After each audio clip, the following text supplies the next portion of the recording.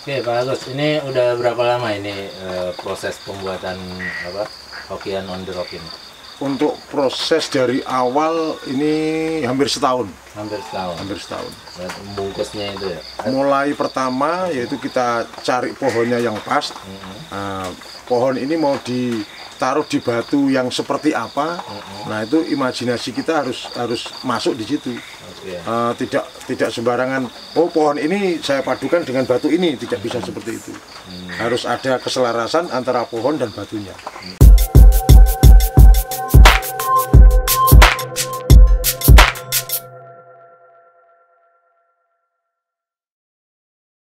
Nah, setelah itu baru kita atur pohon itu terutama ngatur akarnya dulu. Nah, kita harus bisa bedakan antara on the rock dan in the rock itu tadi. Nah, baru setelah itu akar kita atur di batu, kemudian kita tanam. Sementara karena akar ini belum kuat menjepit atau mencengkeram batu, ya prosesnya seperti ini, kita tutup dulu. Pakai talang ini. Nah, berjalannya waktu nanti selalu kita kontrol. Maksudnya kita kontrol gimana pertumbuhan akarnya, terus dia nyengkeramnya seperti apa, ada tidak akar yang harus kita kurangi, karena nanti kita sesuaikan dengan gerak dan komposisi yang pohon di atas. Tidak semua akar harus kita pakai. Oh, untuk batunya sendiri Pak Agus, milihnya batu apa? Karena saya pernah ditanya kalau misalnya batu karang laut gitu, gimana bisa dipakai nggak? Sebenarnya semua batu bisa kita pakai, akan tetapi yaitu tadi pemilihan pohon. Karena ada karakter pohon yang dia merusak batu, ada karakter pohon yang dia malah cenderung mengalah dengan batu. Nah kalau kita nggak bisa membedakan itu, ya nanti percuma kita program. Jadi kalau misalkan oh pohon ini kok merusak batu, ya jangan sampai akar itu kita masukkan ke lubang-lubang batu. Betul. Nah kan gitu. Nah harus selektif kita. Tapi kalau saran saya batu yang bagus itu ya batu karang. Batu karang gunung. Batu karang gunung, bukan karang laut. Oke Pak Agus, ini udah sekitar 1 tahunan. Terus rencananya sekarang mau dicek akarnya sudah mapan atau belum, berarti ini mau dibongkar. Bongkar. Oke, coba kita lihat Pak.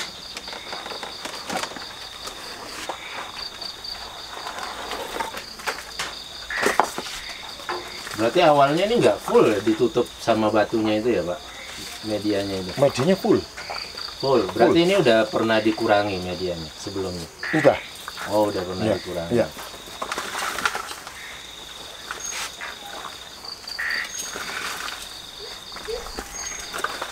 Prosesnya untuk menunggu relatif lama itu ada proses pengecekan rutin nggak Pak? Ada pengecekan rutin itu seharusnya tiap 6-7 bulan. 6-7 ya, 6-7 bulan itu kita bongkar. Makanya yang di atas ini kita kasih karpet talang supaya mempermudah kita saat mengecek ya gimana pertumbuhan akar sudah maksimal atau belum. Nah, kalau misalkan belum, nanti bisa kita kembalikan lagi ke posisi awal, kita pasang lagi ya, ditimbun lagi. Nah, tujuan ngecek itu kita lihat pergerakan akar seperti ini. Nah, seperti ini.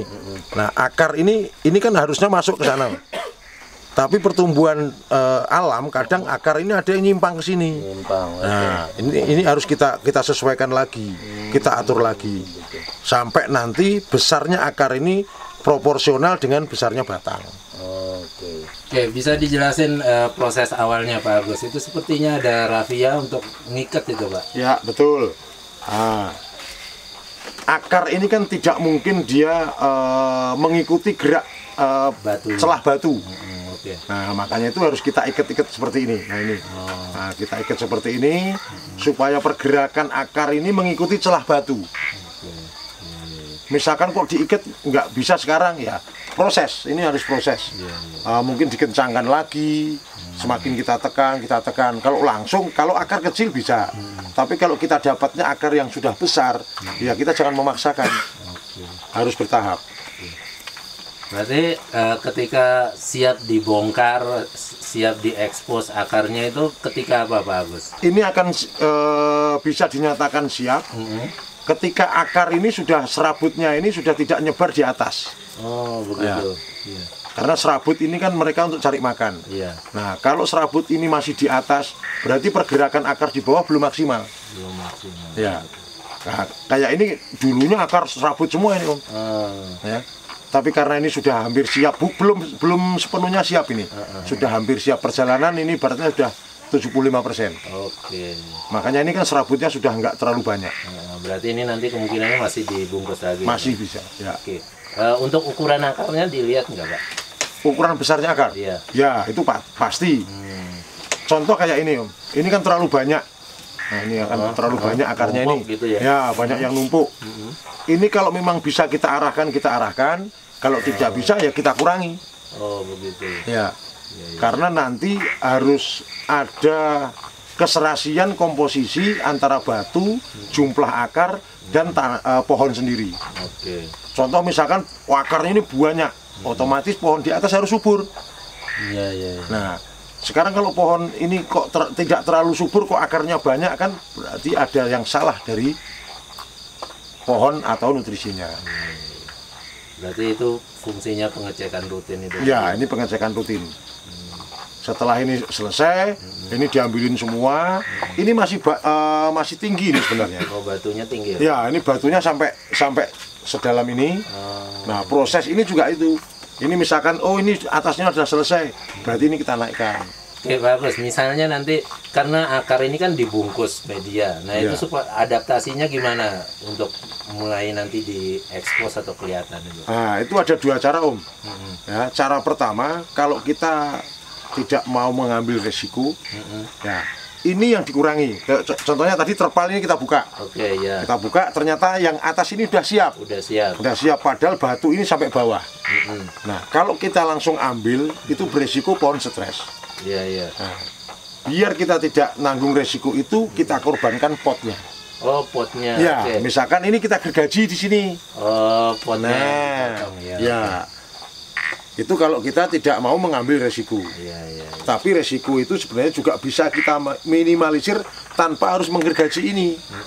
Dengan cara ranting atau cabang yang tidak kita gunakan nantinya atau tidak pakai, kita kurangi. Dikurangi. Ya. Itu langsung diekspos. Langsung diekspos berani. Full. Langsung ini kita ambil, kemudian kita taruh di pot pun berani. Oh, begitu. Ya. Nah, tadi Pak Agus sempat menyinggung masalah in the rock sama on the rock, itu saya pernah ditanya juga, Pak Agus. Bisa dijelasin nggak? Bedanya di mana, Pak? Bedanya ini on the rock. Ya. Karena memang di atas batu. Di atas batu. Ya. Okay. Kalau in the rock, misalkan ini batu, di sini ada lubang. Nah, pohon itu tumbuh dari dalam lubang ini. Nah, dari dalam lubang ini kemungkinan bisa nanti akarnya tumbuh dari bawah-bawah sini. Oke, ya. Intinya pohon itu tumbuh di dalam batu. Kalau ini pohon itu di atas batu dan mencengkeram batu. Oke. Itu bedanya on the rock sama in the rock. Ini selanjutnya diapain ya, Pak Agus? Ini rencana kami bongkar karena memang akarnya sudah panjang. Nah, berjalannya atau pembesaran ini pun nanti bisa kita maksimalkan dengan ini di atas. Oke. Karena karakter pohon ini, kalau orang bilang itu nerima apa adanya, nggak terlalu ribet pohonnya ini. Bandel. Nah, bandel dan manut. Nah, ini kita tanpa harus mengorbankan pot. Seperti di awal. Pakai cara kedua tadi ya? Ya, seperti tadi di awal tak bilang, karena pohon ini pohon nrimo. Pohon tidak ribet, tidak riwil. Saya berani mengambil langkah dengan menaikkan ini langsung. Ya.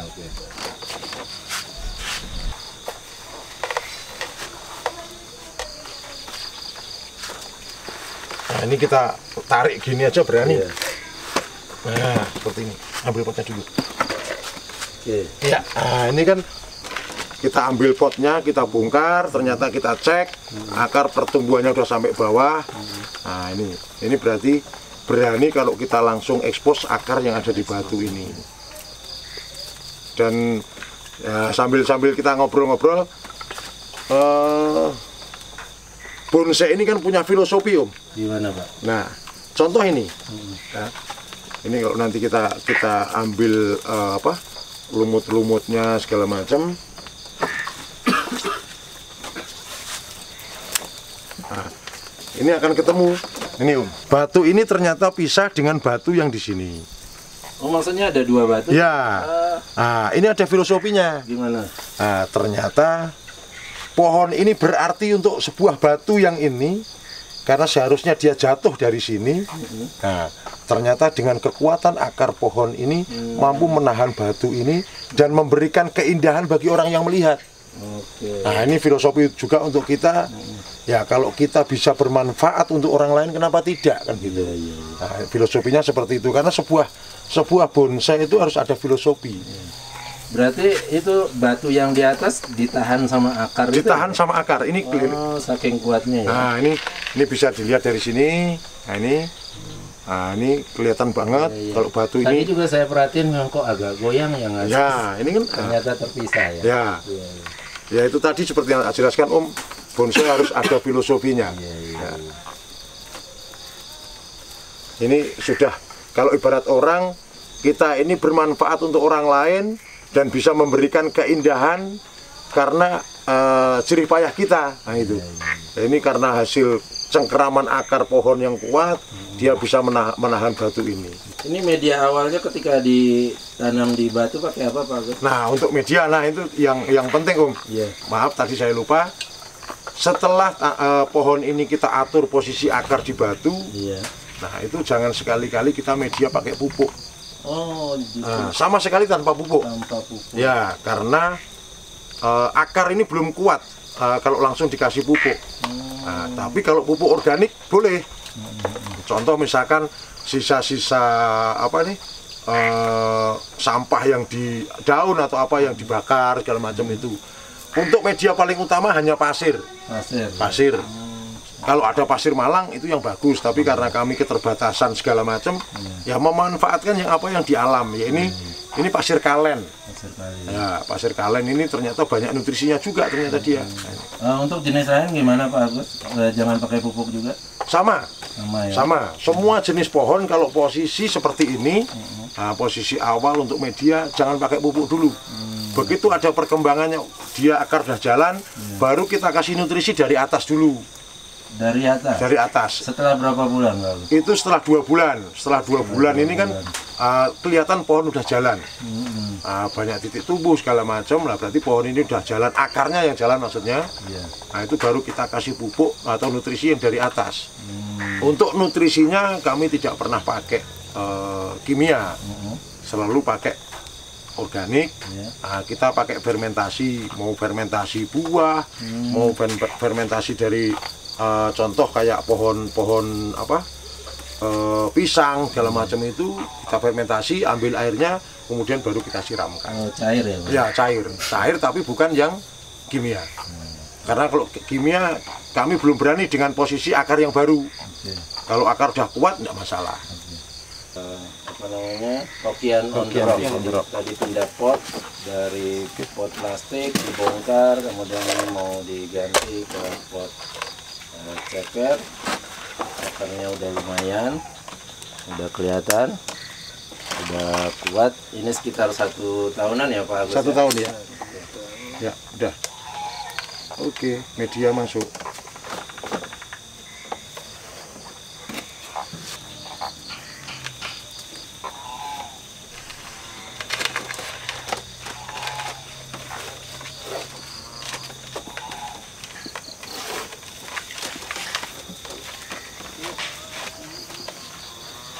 Nanti kalau pindah pot seperti ini nanti ada proses pemangkasan juga, Pak? Pasti, karena ini kan serabutnya banyak yang dikurangi. Nah, serabut banyak dikurangi, otomatis kan suplai nutrisi yang akan naik itu kan pasti berkurang. Nah, ini kalau ranting yang tidak perlu, ini harus dibuangi semua. Ya, untuk mengurangi tingkat kesetresan pohon. Nah, kalau udah seperti ini, baru nanti pakai kuas atau pakai air ini dibersihkan. Tapi lebih efektif itu pakai air. Karena kalau pakai air kita nggak ngerusak serabut yang ada di sini. Karena dirawankan kalau ada luka di akar-akar ini, nah, nanti akan terjadi pengeringan atau pembusukan. Nah, itu nanti yang akan merugikan kita. Ini medianya masih pakai yang mana Pak Agus? Ini media baru. Media bukan baru tadi. pakai apa? Media campurannya ini kami tidak pernah pakai tanah karena bukan ini ya, karena karakter pohon itu kan ya itu yang tak sampaikan tadi, kita harus mengenali karakter pohon. Untuk karakter pohon ini tidak terlalu suka kalau medianya pakai tanah murni. Kita pakai pasir kali, kemudian sekam bakar, sekam biasa yang fermentasi, kemudian pupuk dari indil kambing yang sudah halus. Campurannya banyak sekali medianya Pak. Ya, memang ya itu faktor utama, kita harus mengenali karakter pohon sehingga kita tahu media apa yang dia suka itu. Setelah ini bersih, baru akar serabut ini dikurangi. Nah, dikurangi, yang tidak dibutuhkan dikurangi. Nah, setelah ini selesai, pengurangan akar serabut, baru pengurangan ranting maupun cabang yang tidak diperlukan. Nah, untuk kenapa harus dikurangi? Untuk mengurangi tingkat kesetresan dari pohon ini. Karena kan dengan serabut banyak yang dikurangi, otomatis asupan nutrisi yang ke atas berkurang. Nah, sambil ngecek lagi apakah perantingan sudah benar atau mungkin ada yang perlu dikurangi. Ya.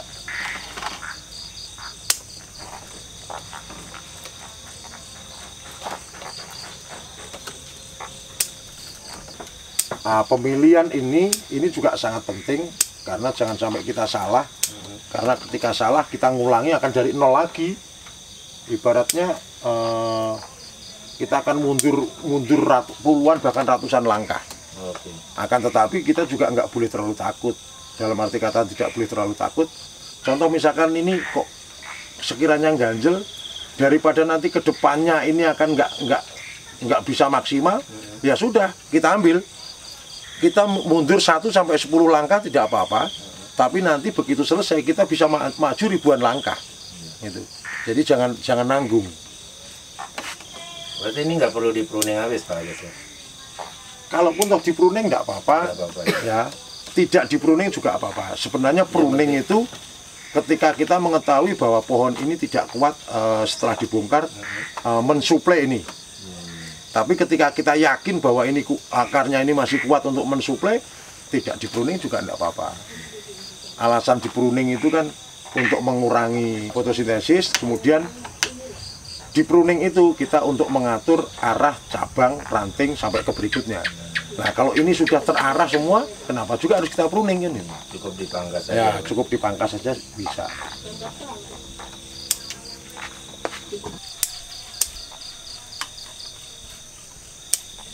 Kalau untuk pembentukan awal, Mas, mengurangi ranting segala macam ini, kita tidak bisa main, oh ini misalkan tampak depan sini.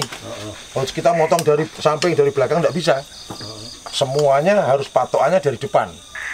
Jangan sampai kita salah saat memotong, karena tampak depannya kan dari sini.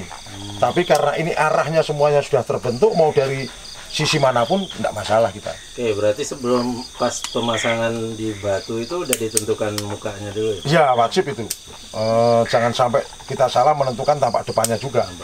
Ya, kita lah, masa orang melihat kita dari belakang kan tidak mungkin. Yang kita lihat pasti mukanya dulu kan.